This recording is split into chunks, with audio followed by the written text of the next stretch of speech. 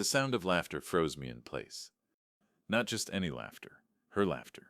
The same laugh that used to warm our kitchen on Sunday mornings, now echoing from behind a half-closed bedroom door. I pushed it open just enough to see, and there she was, my wife Rebecca, her hand tangled in my brother's hair, both of them so wrapped up in each other they didn't even notice me standing there.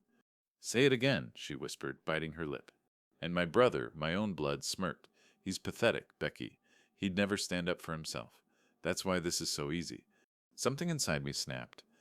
The lamp in the hallway buzzed above me, flickering light across the photographs we'd hung together. Wedding smiles, Christmas dinners, birthdays, lies. Every frame suddenly felt like a knife pressed against my chest. I stepped inside, my voice steady, colder than the night air slipping through the window. "Don't stop on my account." Rebecca's face drained of color. My brother jolted upright, scrambling for words that never came. "Wait, Mark, this isn't," she stammered. "Don't," I cut her off. My hands were shaking, but my voice wasn't. "You said I was pathetic. Let's test that theory." The silence was deafening. I could hear the hum of the refrigerator downstairs, the faint ticking of the grandfather clock in the hall, ordinary sounds on a night that had just shattered my entire world. Rebecca finally found her courage, or maybe just her cruelty. "You should leave quietly," she hissed, "before you embarrass yourself, before the kids hear." Quietly, like I was the intruder, like I was the shameful one. I laughed, then a hollow, broken sound that didn't feel like it belonged to me. "Oh, Rebecca," I said, meeting her eyes, "you don't understand. Everyone will hear." Because in that moment, I knew this betrayal wasn't going to end with me slipping away into the night, like some discarded fool. No, this was just the beginning. The walls of that house had witnessed my years of sacrifice. The double shifts, the sleepless nights, the holidays spent building a future for us. For her, for our family. And in return, she gave herself to the one man she knew would hurt me the most. The injustice wasn't just the affair. It was the arrogance, the certainty that I'd swallow my pride, bury my pain, and disappear quietly. But she was wrong. The air in that room was heavy, suffocating with their guilt, their fear, their expectation that I'd crumble. Instead, I straightened my back, and for the first time in years, I felt the fire in my chest burn hotter than the hurt. This wasn't my downfall. This was my opening move. People often say you don't notice when love dies. It slips away quietly, like a candle burning down to nothing. But in my case, it wasn't quiet at all. It was loud, violent, and cruel. Rebecca and I had been married for 16 years. 16 years of scraped knees, broken appliances, school fundraisers, and late-night talks about the future. I thought we were building something solid, something unshakable. I was wrong. From the very beginning, I had been the one to sacrifice. When she wanted to go back to school, I worked overtime to cover tuition.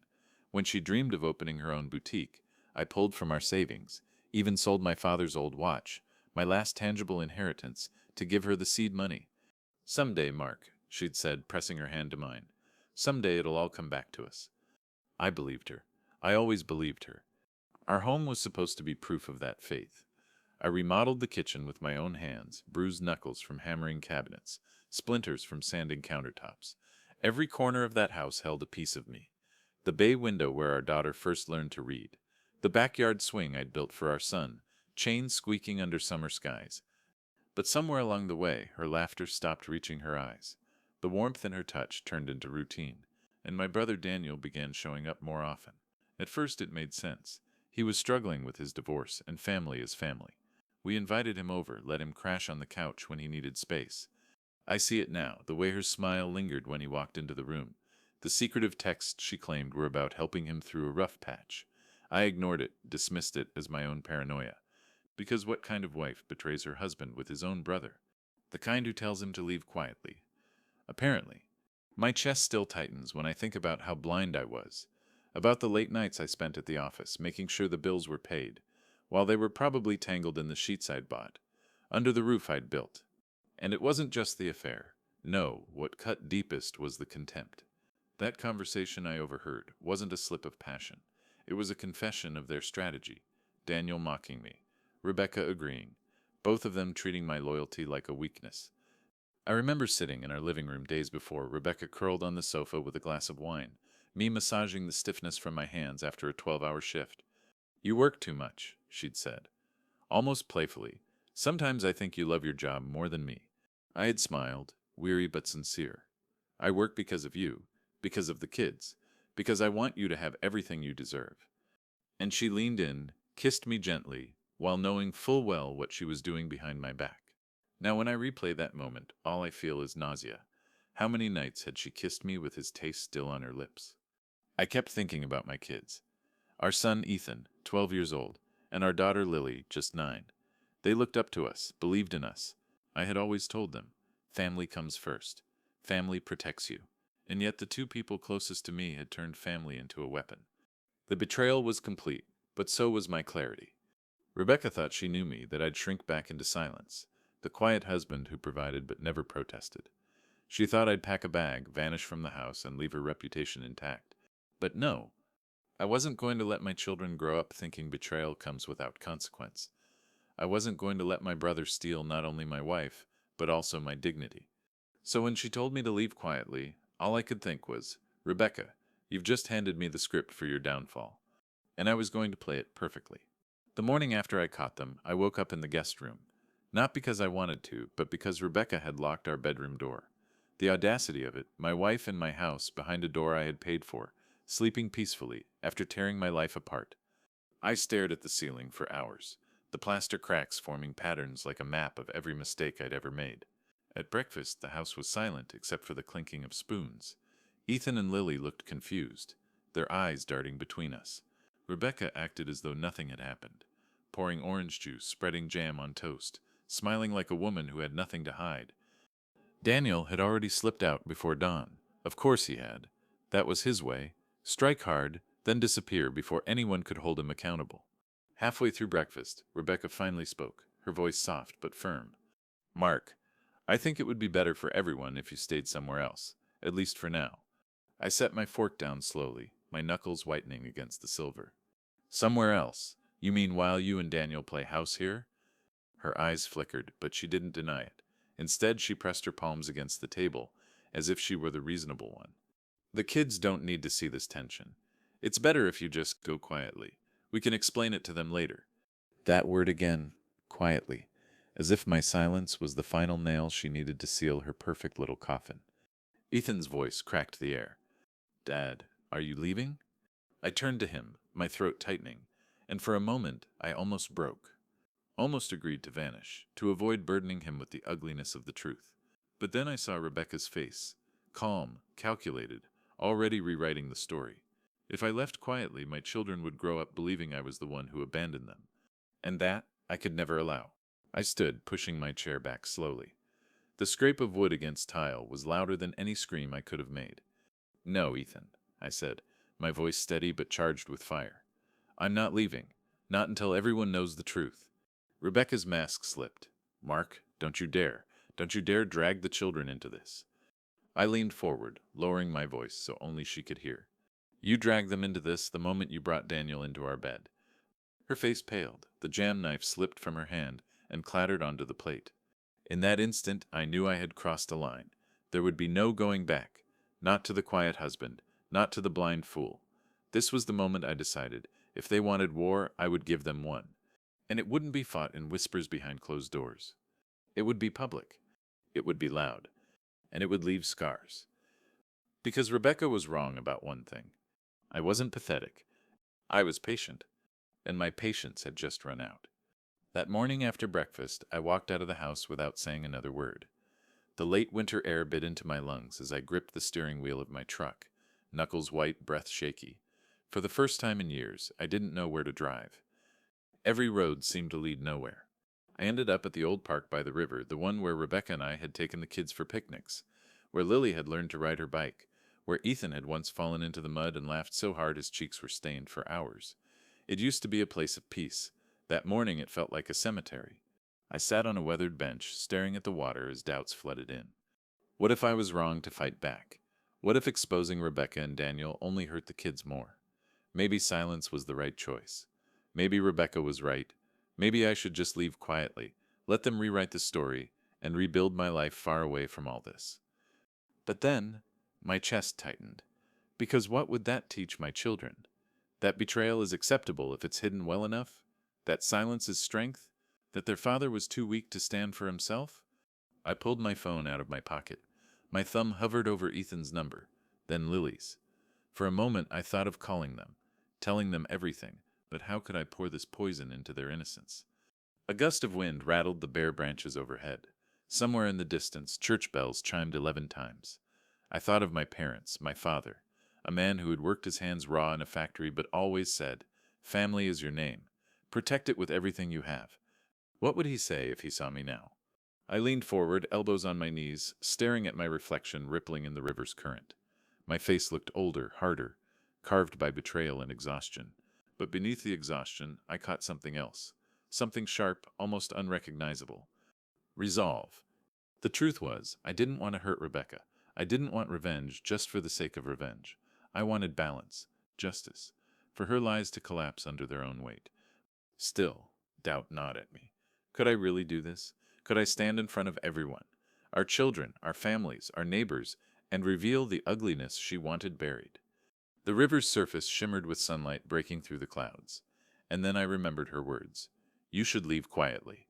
The arrogance in her voice, the certainty. That was when my doubt began to burn away, replaced by something harder. No, I thought, not quietly. Not now. Not ever.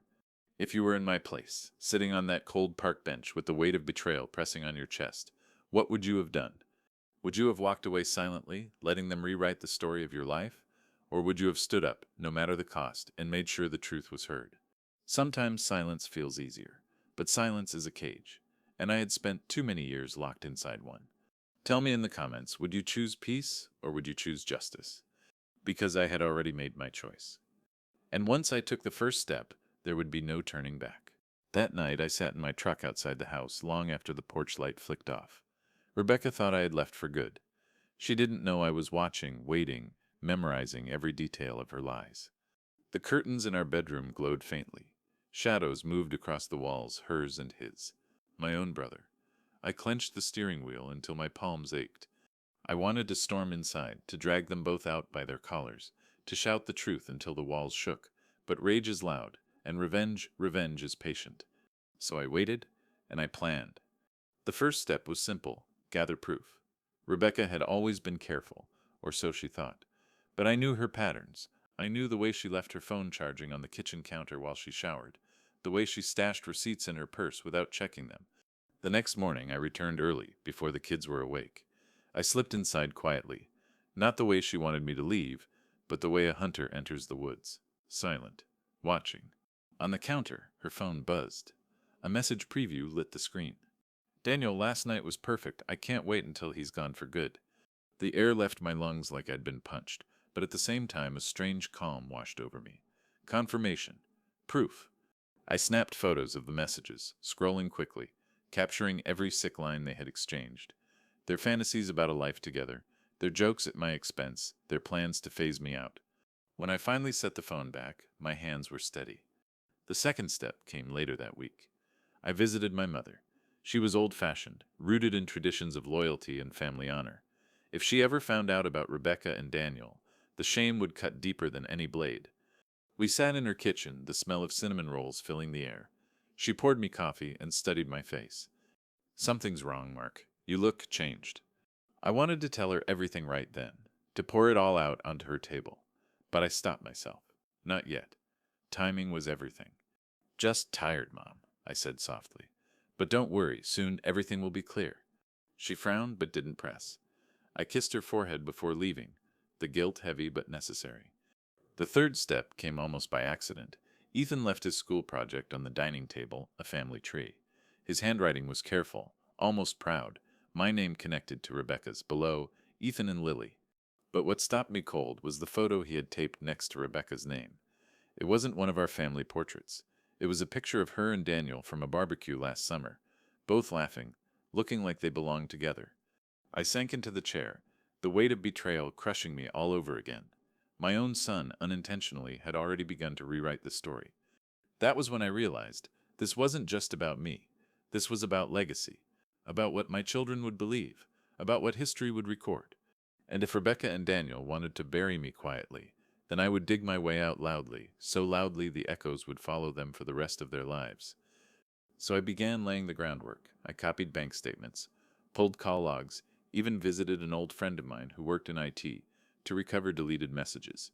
Every piece of evidence became a weapon, carefully sharpened and stored. At night, I returned to that same park bench by the river, spreading out papers and photos like a general preparing for war. The wind whipped at the edges, but I held them down, staring at the undeniable truth in black and white. This wasn't paranoia. This wasn't weakness. This was betrayal, documented and undeniable. And soon everyone would see it. I didn't have to wait long for the cracks to show. Rebecca was careless because she thought I was broken. Daniel was arrogant because he thought he had already won. And together they underestimated the one thing that had always defined me: my persistence. The first opening came at Lily's school recital. Rebecca insisted I shouldn't go. "It'll be awkward," she said, her eyes sharp with warning. But I went anyway. And there they were, Rebecca and Daniel sitting together in the third row, their heads leaning too close, her hand brushing against his knee when they thought no one was watching. But I was watching, and so were the parents around us. I saw the raised eyebrows, the whispered questions. People notice more than you think. I stayed silent, clapping politely when Lily finished her piece. But inside, I was already setting the stage. They wanted whispers. I'd give them a chorus. I'd give them a chorus. The next move was financial. Rebecca had grown used to my paycheck flowing steadily into our joint account. She used it for groceries, yes, but also for the little luxuries she never mentioned: jewelry, spa appointments, quiet dinners I now realized weren't always with friends from work. So I closed the joint account, quietly, efficiently, without warning. The next morning I woke to a flurry of angry texts. "Rebecca, Mark, the card got declined at the grocery store. What did you do?" Rebecca, 5 minutes later. "This is childish. We have kids. Fix it now." "Daniel, you're embarrassing yourself. Be a man and step aside." I read the messages with a calm I didn't know I possessed. Their panic was just the first tremor of the earthquake to come. Then came Sunday dinner at my mother's house. Rebecca hadn't wanted to go. She claimed she wasn't feeling well. But I insisted, and Daniel showed up too, invited under the guise of helping Mom with a few repairs. We sat around the oak table I'd eaten at since childhood, the smell of roast beef heavy in the air. My mother asked Rebecca how things were at home. Rebecca smiled too brightly, squeezing my hand under the table as though rehearsing her part in a play. But I pulled my hand away, quietly, deliberately, and I saw my mother's eyes narrow in suspicion. Daniel tried to change the subject, talking about work, about the stress of single life. I almost laughed. The performance was so sloppy, so insulting. Did they really think I wouldn't notice the way their knees brushed under the table? Did they really think my mother, sharp as ever at 72, wouldn't sense the shift in the air? After dinner, I helped Mom with the dishes. She leaned close, whispering, "What's going on between those two?" I didn't answer. Not yet, but the silence was an answer in itself. Seeds of doubt were already sprouting. That night, I sat in my office at home, the desk lamp throwing long shadows across the walls. Spread before me were photos, bank statements, messages, evidence that could shatter everything Rebecca and Daniel thought they'd secured. But still, I hesitated. The final strike couldn't just be about anger. It had to be precise. It had to cut in a way that left no room for them to twist the story. And then, the perfect opportunity fell into my lap. Rebecca's birthday. She had planned a dinner party, inviting friends, neighbors, even some extended family. I wasn't supposed to attend. She'd told me so with that same arrogance as though I were an unwanted guest in my own marriage. But she had forgotten one thing. I was done being quiet. And if she wanted a performance, then I was about to give her one she and Daniel would never forget. The week leading up to Rebecca's birthday felt like the calm before a storm. On the surface, life moved forward. School drop-offs, dinner routines, neighborly small talk. But underneath, everything was shifting. Rebecca fluttered around the house, pretending everything was fine, smiling at me like a hostess greeting an uninvited guest. Daniel slipped in and out, always at odd hours, always with flimsy excuses about helping with errands or checking on the kids. And I played my role perfectly. Silent, patient, invisible. But every night, in the quiet of my office, I sharpened my blade. Not a weapon of steel, but of truth. I organized the evidence into neat folders. Text messages printed and highlighted, bank statements circled in red, photographs arranged like puzzle pieces that told a story no one could deny. The plan wasn't about rage anymore. It was about clarity, about giving Rebecca exactly what she feared most: exposure.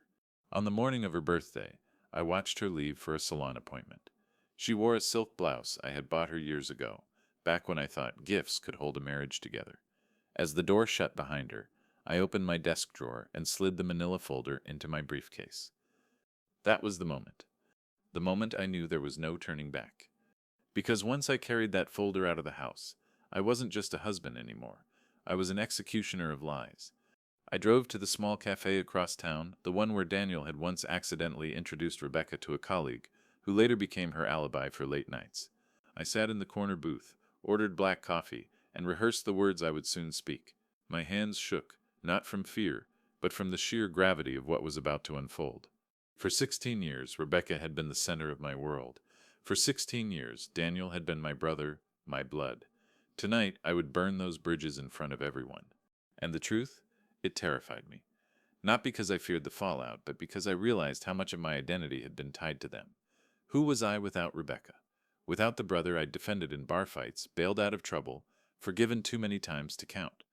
The answer came like a whisper in the back of my mind. You're the man who survived them, and tonight you become the man who rises above them. I finished my coffee, the bitterness sharp on my tongue. Then I opened my notebook and wrote a single sentence on the first page. Tonight, the silence ends. The pen tore into the paper with the force of my resolve. And as I closed the notebook, I understood something with brutal clarity.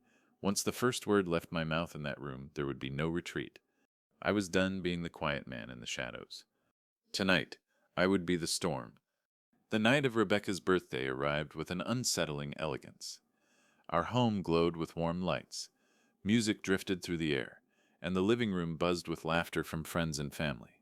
The scent of roasted lamb and expensive wine filled the space, masking the rot of the truth I carried in my briefcase. Rebecca floated through the crowd like a queen hosting her coronation. She wore a sapphire dress that shimmered under the chandelier, her smile wide enough to convince anyone that her life was flawless. Daniel was there, of course, hovering near the drinks table, his hand brushing hers when he thought no one was watching. But I was watching, always watching. As I greeted guests, I could feel their eyes flicker with confusion. They weren't used to seeing me at Rebecca's events anymore. She had slowly edged me out, excusing my absence with vague mentions of work stress or needing space. Tonight, however, I was very present, and she noticed. Halfway through the evening, she pulled me aside into the hallway, her perfume sharp and cloying. "What are you doing?" she hissed through a frozen smile. "Why are you here?" I leaned close, my voice low but steady. "Because this is my house, my family, my story." Her eyes narrowed. "If you love the kids, you'll behave tonight. No scenes, promise me, Mark, please." There it was, the performance, the pleading. And for a moment, I almost faltered, almost believed that maybe, just maybe, there was a part of her that regretted what she had done. I studied her face, the softness in her eyes, the way her hand trembled as she touched my arm. Could it be real?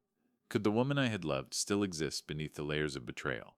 Daniel joined us then, his voice dripping with false cheer. "Everything okay here?" Rebecca plastered her smile back on and slipped away, leaving me with him. Daniel smirked, lowering his voice so only I could hear. "You don't belong here, brother. Walk away while you still can." And for a brief, dangerous heartbeat, I considered it, walking away, leaving the folder locked in my briefcase, letting the night end with Rebecca's reputation intact, sparing my children the ugly truth. Maybe silence could be mercy. Maybe exposing them would only destroy the kids' faith in family. But then across the room, I saw Ethan and Lily laughing with my mother, innocent, trusting, believing in the world we had built for them. And I realized the mercy wasn't in silence, it was in truth. So when Rebecca raised her glass later that evening, thanking everyone for coming, thanking me for being supportive, I smiled, a real smile this time, because she thought she had won. She thought the storm had passed. She thought I had chosen to be quiet. And that was the sweetest false hope I could ever give her. The clinking of glasses echoed through the room as Rebecca lifted hers higher, her sapphire dress shimmering like the lies she wore so effortlessly. "To family," she said, her voice warm and convincing. "To love, loyalty, and the beautiful years ahead." The guests raised their glasses, smiles all around, but mine stayed low. I felt the weight of my briefcase resting by my chair, the folder inside practically humming with energy, demanding release. I stood. The movement drew eyes. Conversations quieted. Glasses lowered. and in the sudden hush, Rebecca's smile froze. Actually, I began, my voice calm but cutting through the room like a blade. I think it's my turn to make a toast. A murmur rippled through the guests. Rebecca shifted, her eyes flashing warnings only I could read. Don't you dare. I ignored them. I want to thank you all for being here tonight, I continued, for celebrating my wife and my brother. Heads turned. My brother. Whispers rose like a swarm of bees. Daniel coughed into his fist, pretending nonchalance, but his knuckles whitened as he gripped his glass. Rebecca tried to laugh, forced and brittle. Mark, really? I opened the folder, pulled out the first photo, held it high. This, I said, my voice unwavering, was taken 3 weeks ago, at the Redwood Inn. That's Rebecca. That's Daniel. And that's not a business dinner. Gasps filled the room. Guests craned their necks, whispers exploding into accusations. Rebecca's face drained of color. Daniel's jaw tightened. Here's another, I continued, flipping the page. Text messages. Printed in bold, undeniable letters. Last night was perfect. I can't wait until he's gone for good.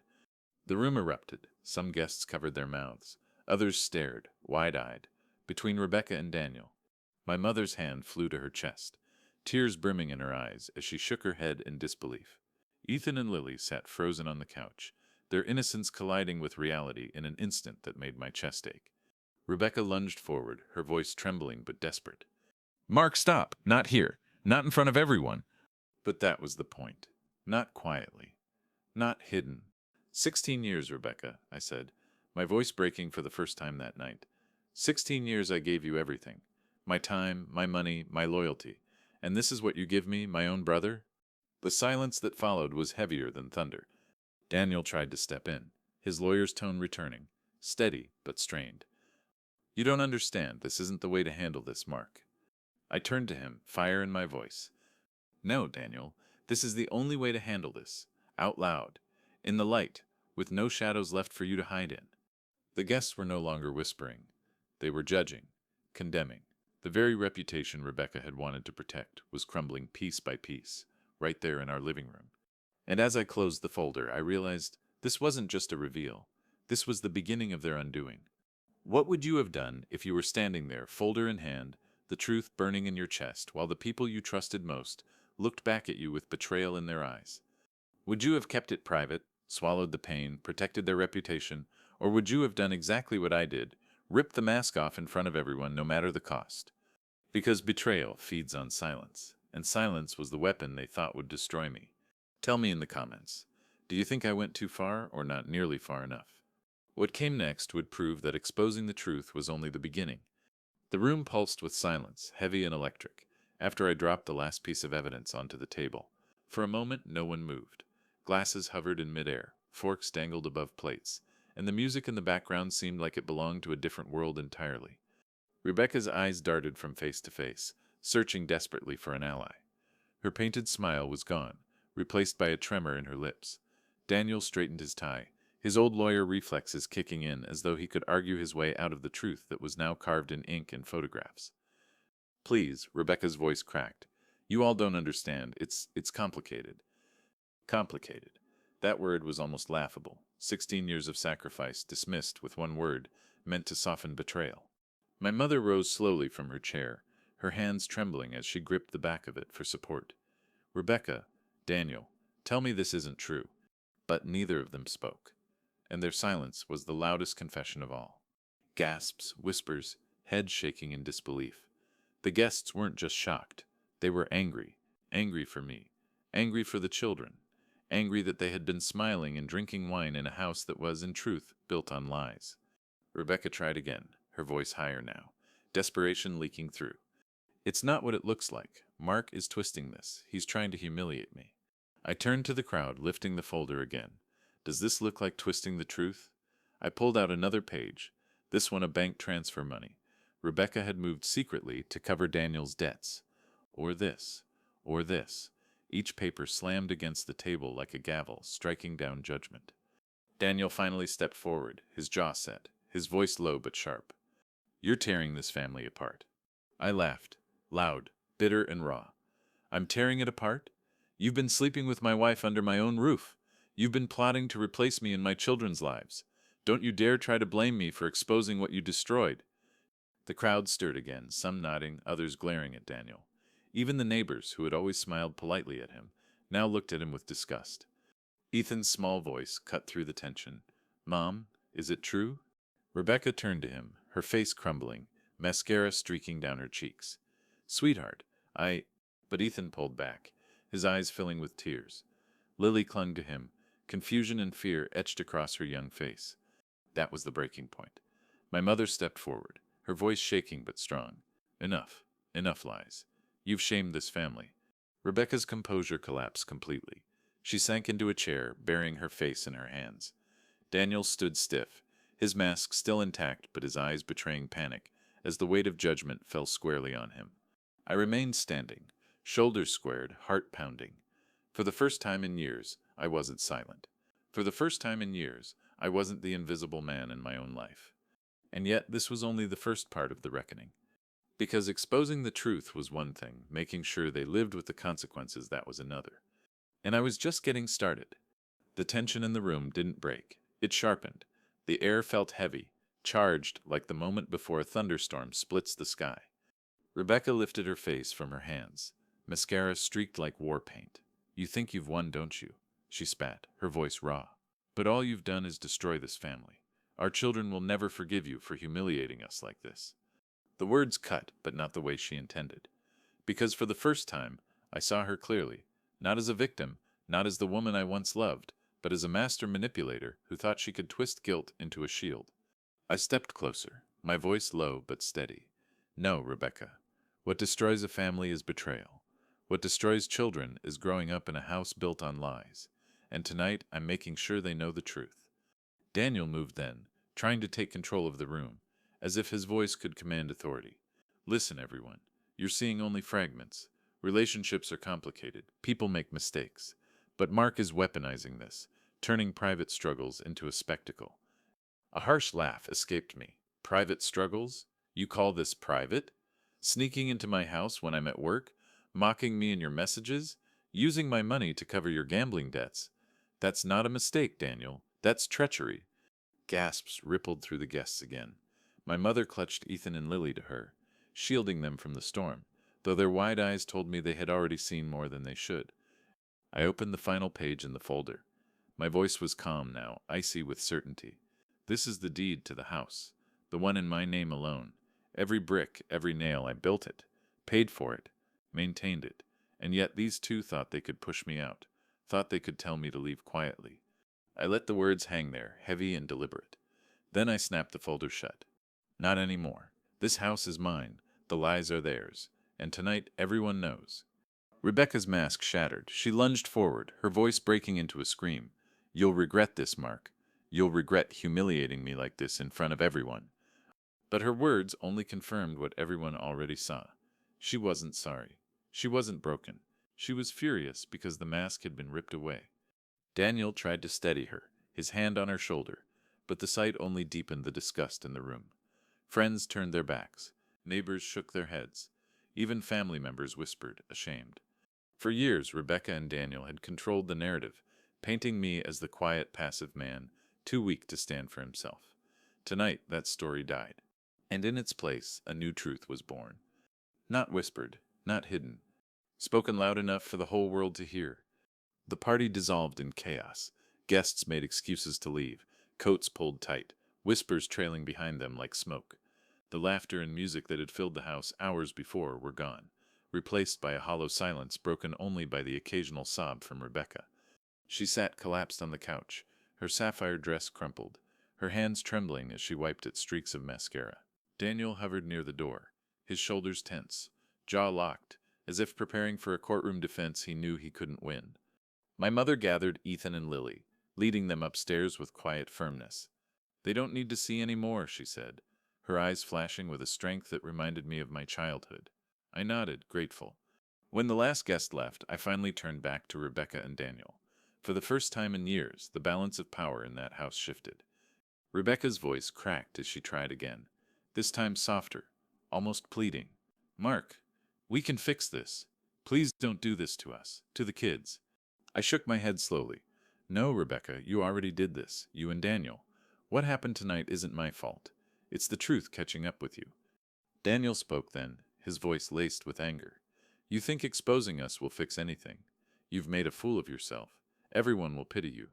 I stepped closer, meeting his eyes. No, Daniel. They'll pity the man who destroyed his own brother for nothing. They'll pity the woman who traded loyalty for lust. And they'll respect the man who finally stopped being silent. Rebecca broke down then, sobbing into her hands, words tumbling out between gasps. I never meant for it to go this far. I just wanted to feel alive again. The admission was like a knife, not because it surprised me, but because it confirmed what I'd suspected all along. I had never been enough for her, no matter how much I gave. I looked around the house, our photos on the walls, the furniture I had chosen, the life I had built, and suddenly I knew what I had to do. This house is mine, I said firmly. You'll both be gone by the end of the week. The bank accounts are closed, the credit cards canceled. Whatever you thought you'd take from me is finished. Rebecca's sobs grew louder. Daniel clenched his fists but said nothing. He knew I had the evidence, the deed, the financial power. For once he was cornered. I turned toward the staircase, where my children were waiting upstairs, probably awake, probably scared.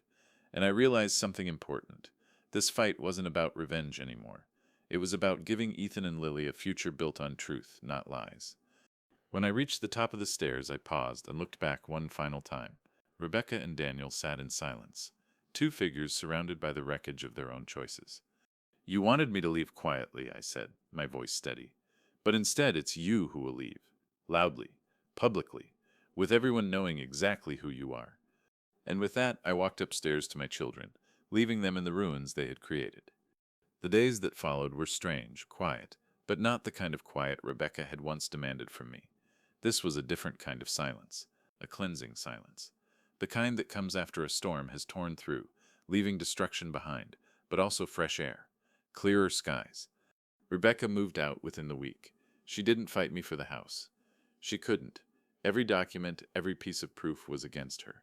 Daniel disappeared too, back into whatever shadows he had crawled from before he invaded mine. Neither of them had the courage to face the judgment of family or neighbors.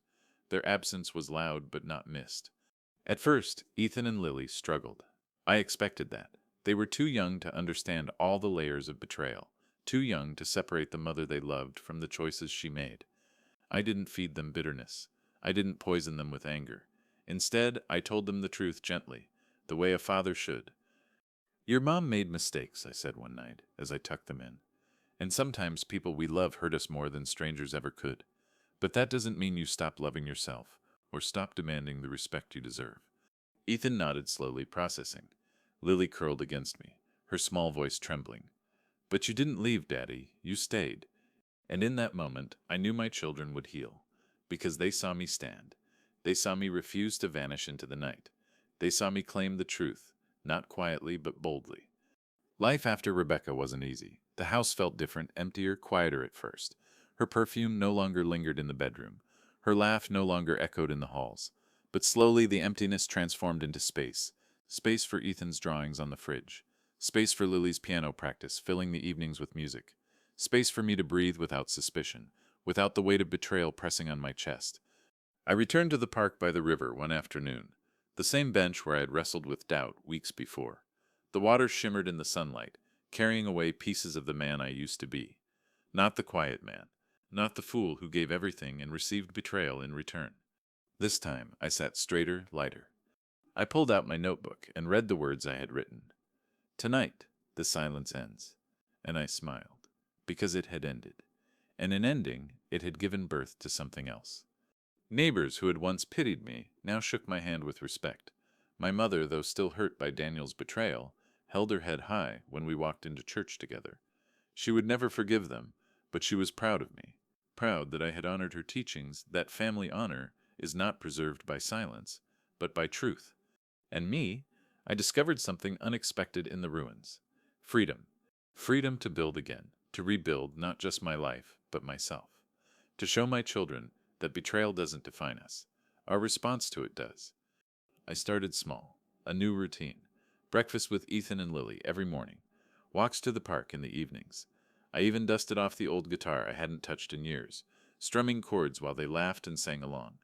One night, Lily asked me, Daddy, are we still a family? I pulled her close, kissed her hair, and answered, "We are, and we always will be." Because family isn't about who betrays you, it's about who stands by you when the truth comes out. In that moment, I realized I hadn't just survived Rebecca's betrayal. I had transformed because of it. I wasn't the quiet man anymore. I wasn't the shadow behind her smile. I was the voice. The storm. The proof that silence never wins. Betrayal cuts deeper when it comes from the people you trust the most. But silence? Silence is what gives betrayal its power. I spent years being the quiet one, the provider, the man who endured. But the night I chose to speak, to expose the truth in front of everyone, I took my life back. So if you take anything from my story, let it be this. Never let someone convince you that silence is strength. Real strength is standing up even when your voice shakes, and refusing to let lies define you. What about you? Have you ever been told to stay quiet when you should have spoken up? Tell me in the comments. I want to hear your stories. And if you believe silence should never protect betrayal, subscribe. More truths are waiting.